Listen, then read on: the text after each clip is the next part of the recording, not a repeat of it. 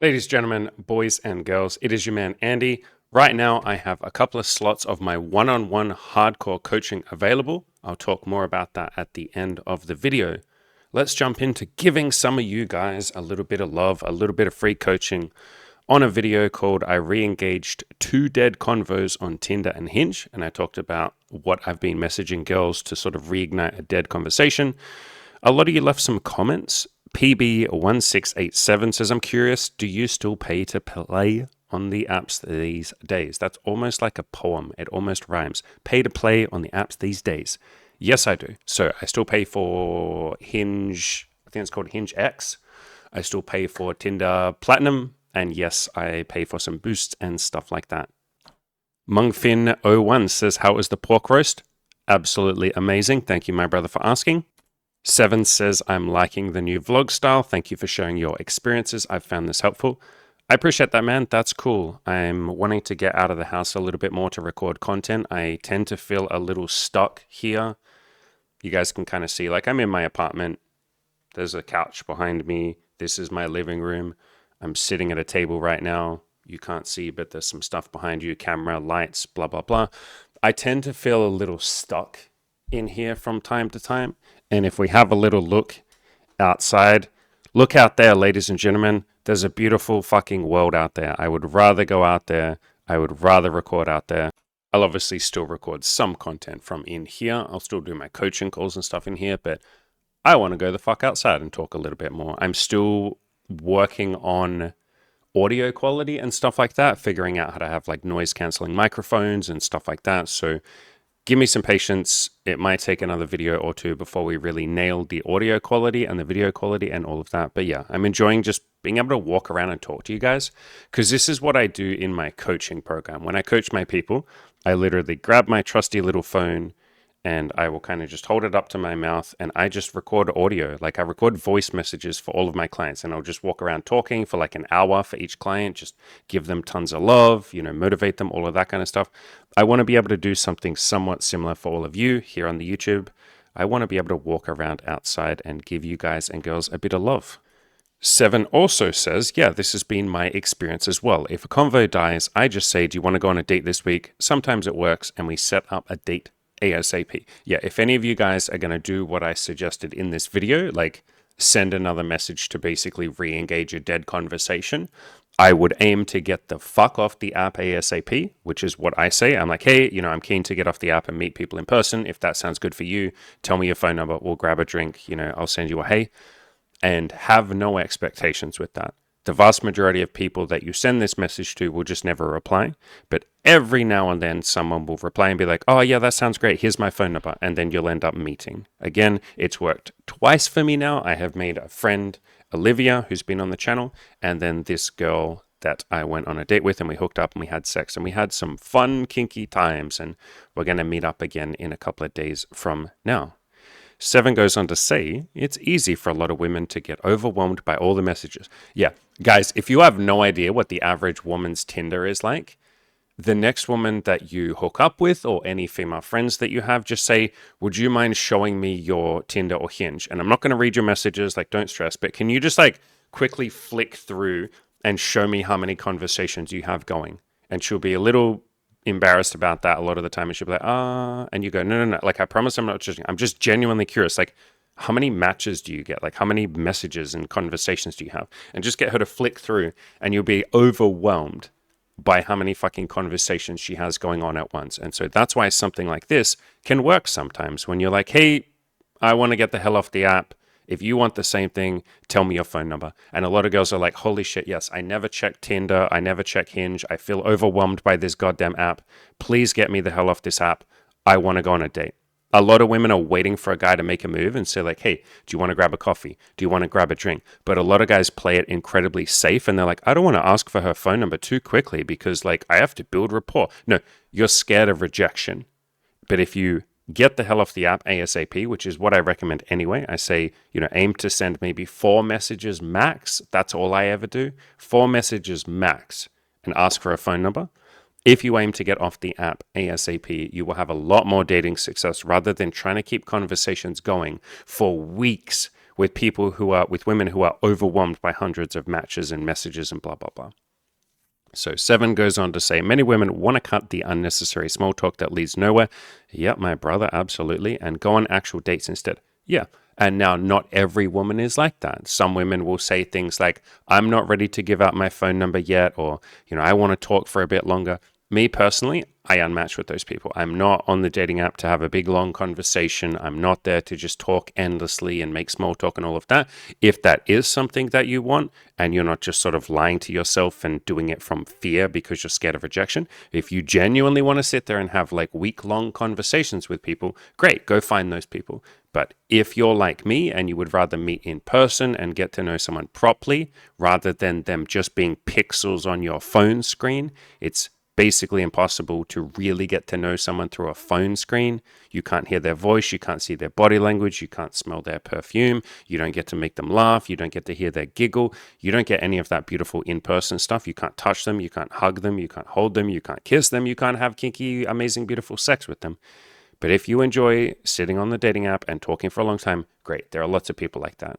But if you're like me, you want to meet in person, there are also lots of people like that who want to meet in person with you too. All right, and on a video called You Have Unlimited Tries about going out and approaching women, and if you approach a girl and she's not into you or the approach doesn't go the way that you wanted it to, that's okay. You can just go talk to more women. AVTEM says, can I approach 18s when I'm 65? Yes, I can. I mean, technically, you can do whatever you want. I will add in the caveat that not every 18-year-old is going to be into a 65-year-old. But guess what? We don't give a fuck about the people that don't want to date us. I mean, we care about them as human beings. But you know what I mean. We don't have to sit there and go, oh my God, this girl wasn't into me. Cool. Move on. Go talk to the next woman. And you will eventually find the 18-year-old who's like, do you know what? I like sugar daddies, or I like older men, or whatever it's called when you're a 65-year-old. Cougar? I guess that's if you're a woman, whatever the male equivalent of a cougar is. And so, yeah, rather than focusing on the ones who don't want you, we are here to play to win, ladies and gentlemen. This is my video course, Play to Win, and in there I have a chapter on playing to win versus playing not to lose. So rather than saying, oh, this girl didn't like me because I'm too old for her, or this girl said I'm too this, or too short, or too that, or too ugly, or whatever thought it might be, who cares? Move on. Go talk to the next woman and play to win. Find the women that like you rather than obsessing about all the ones that don't. And on a video called How Can You Find Nice Girls to Date, where I basically said, just be honest, just be open, just be vulnerable, be your authentic self. And when you are nice, as in when you are kind and compassionate and decent, you will find nice, compassionate, decent people in return. BS-CL3QZ, my God, some of you have really unique, interesting usernames, says, I appreciate your honest approach. Yet I'm wondering if in the case that the other person really likes you, it can backfire by pretending to be someone else in order to suit your preferences, and that may backfire afterwards when you find out who they really were. What are your thoughts about this? So I had to read this sentence like 5,000 times, my brother, because I just did not understand what in the hell you were saying. But I think what you are saying is, what if the other person lies to you and pretends to be great just to suit your preferences, and then afterwards you find out who they really were? You say, shouldn't they show their true colors, and should you assess that by not being too upfront? So what's funny here, my brother, is you're saying, look, I want to find honest, nice, kind women. Shouldn't I lie and not be too upfront in order to do that? And it's like, my brother, Jesus, no. That is not the answer here. Again, you are doing the thing that I just said here. You are playing not to lose. You are like, how do I avoid the women that will lie to me? Or how do I not have a woman like show me her true colors later on? We are here to play to win. And you have a much higher chance of finding the honest, kind, nice girls if you are an honest, kind, nice person. If you're honest, if you're upfront, honest, upfront people will come to you. Is there a chance that some people may lie and pretend to be honest or pretend to hide their true colors and then later on you find out? Yeah. But what are you going to do about that other than being as honest and upfront as you can and then trying to find the people who can be honest and upfront with you? Again, your suggestion here is, to try and see if people are lying to me, I should lie to them first and not be truly upfront. It's like, fuck no, brother. Be the change that you want to see in the world. Go out there, be honest, be compassionate, be authentic, find the people that are similar. And if occasionally you meet someone who hides their true colors or whatever, hey, that's cool. Isn't that a beautiful learning experience? That's amazing. But again, you're so terrified of like, what happens if someone hides their true colors and then it happens? Well, the worst that happens is you had a beautiful learning experience and then you move on and talk to the next person. Nothing bad happens. And so many of you go through your entire dating lives trying to avoid anything bad happening. You go through your entire life trying to avoid anything bad happening, which again is playing not to lose. And you end up just living in fear and losing anyway. Does it feel good to be this anxious about the people that you're going on dates with and going, oh, fuck, what if she's lying right now? What if she's lying? Is it easy to have a connection with another human being when you're sitting there wondering if they're lying to you, wondering if they're manipulating you? It's really hard to connect with someone when you're so cynical that you think they're lying. But if you can let go and be a little bit more vulnerable, you'll be more present, you'll get the things that you want, you'll build a connection, because building a connection, particularly building a deep connection, requires trust. It requires vulnerability.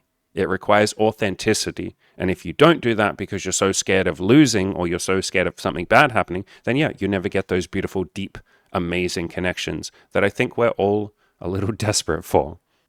So yes, I do not suggest that you hold back and all of that, but a lot of you do that anyway. Again, most people play not to lose.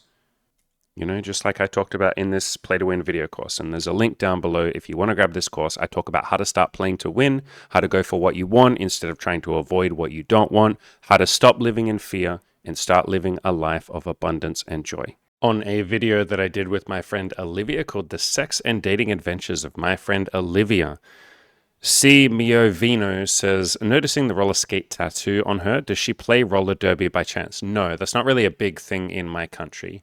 I asked her and she said no, she just likes to roller skate. You're asking because your partner of 10 years is heavily into it and she fits the derby girl vibe. That's cool. I looked up derby, like roller derby. If any of you don't know what it is, you literally rollerblade and you have to like smash into each other. It's like a contact sport. This shit's like crazy. I didn't even know this was a thing. I'd never heard of it until you left your comment. So thank you for introducing me to something new.